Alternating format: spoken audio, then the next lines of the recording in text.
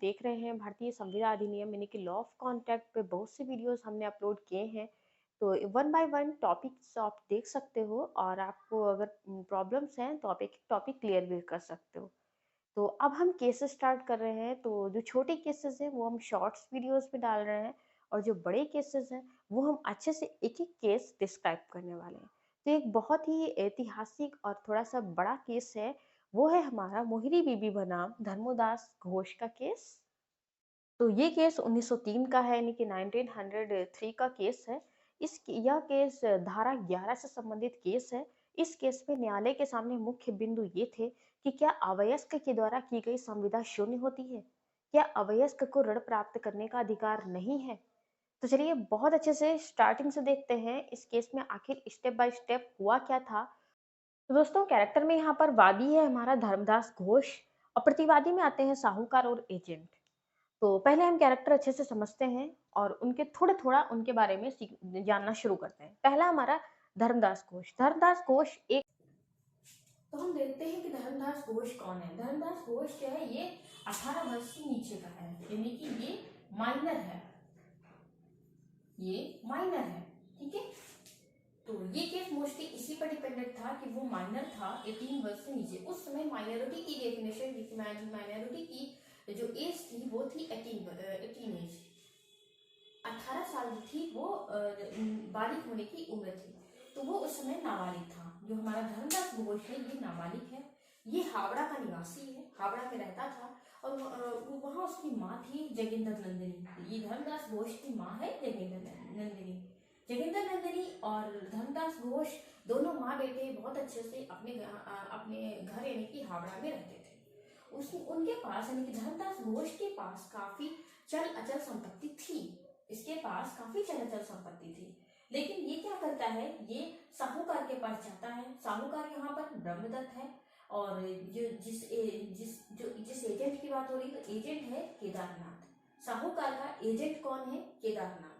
यानी कि इसका कामकाज सारा केदारनाथ देखता है, केदारनाथ के पास ही जाता है। ये जो धर्मदास घोष है ये सीधे केदारनाथ के पास जाता है, ना कि ब्रह्मदत्त के पास, क्योंकि सारा कामकाज यही देखता है और इसी को साहूकार ने सारे कामकाज के लिए रखा हुआ है। धर्मदास घोष केदारनाथ के पास जाता है और इससे कहता है कि वो अपने जमीन को गिरवी रखकर, कि जो उसके पास चाहे संपत्ति है उस संपत्ति को गिरवी रखकर उससे 20,000 रुपए चाहता है। वो उससे कुछ पैसे चाहता है। तो केदारनाथ को ऐसा लगता है कि हाँ ये जरूरतमंद है, इसको पैसे चाहिए।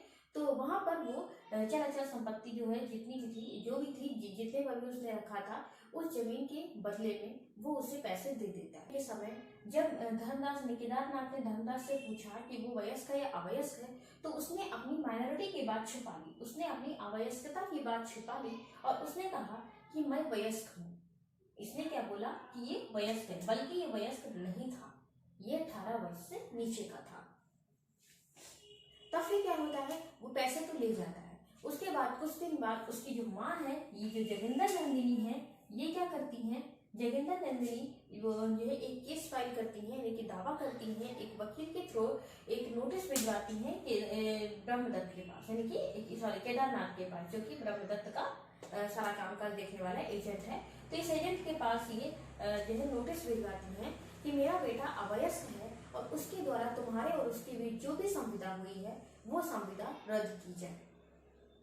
मीन्स उन्होंने जो भी संविदा की थी, जो भी जमीन गिरवी रखी थी, वो वहां पर गिरवी रखने से हटा दिया जाए, यानी कि जो तुम्हारे और इसके बीच संविदा हुई है वो खत्म की जाए, क्योंकि मेरा बेटा वयस्क तो है ही नहीं और संविदा तो वयस्क के साथ हो सकती है, ना कि अवयस्क के साथ।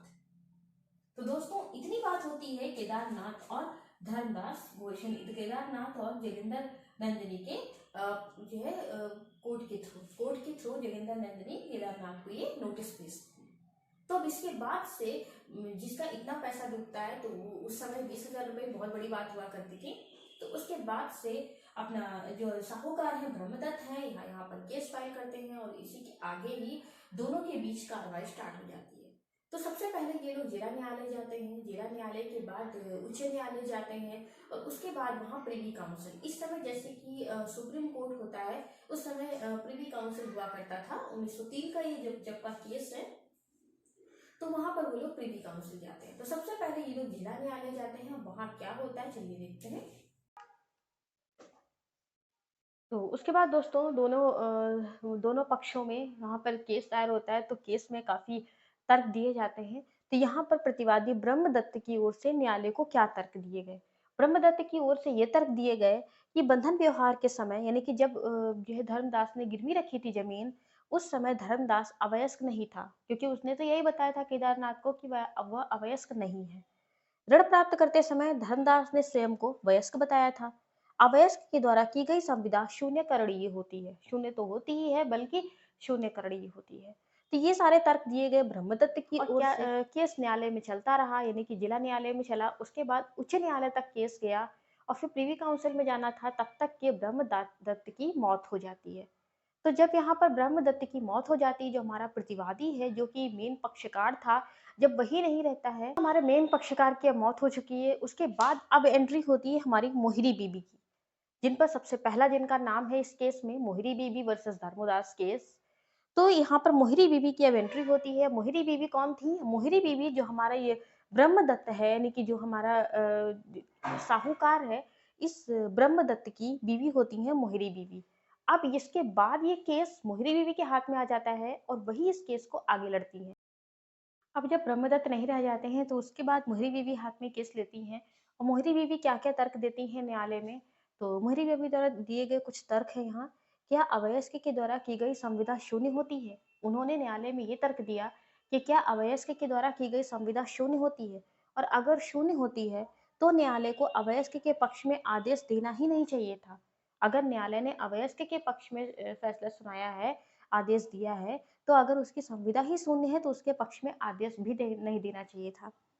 धारा 65 के अनुसार, धारा 65 के अनुसार जब कोई करार शून्य पाया जाता है, तो जिस व्यक्ति ने ऐसे करार से लाभ प्राप्त किया है, वह वापस करने का बाध्य होगा। धारा 65 के अनुसार अगर कोई करार शून्य पाया जाता है, तो वहां पर जिसने उस करार से फायदा उठाया है, वो उसे वापस करने का बाध्य होगा। ये सारे तर्क मोहिरी बीवी ने प्रिवी काउंसिल को दिए। जब जिला न्यायालय और उच्च न्यायालय ने उनके फैसले को रद्द कर दिया, फैसले में यही कहा कि एक अवयस्क और एक जो है वयस्क के बीच की संविदा को मान्य नहीं किया जाएगा। तो उसके बाद मोहिरी बीवी ने ये सारे तर्क दिए, लेकिन प्रिवी काउंसिल ने भी लास्ट में यही फैसला सुनाया कि एक अवयस्क और एक वयस्क व्यक्ति के बीच कोई भी संविदा स्थापित नहीं हो सकती। और इस तरह से ये कोई केस जो है जीतता कौन है? धर्मोदास, और उसे न्यायालय जबरदस्ती उससे पैसे वापस देने के लिए बाध्य नहीं कर सकती, क्योंकि वो नाबालिग है, यानी कि अवयस्क है।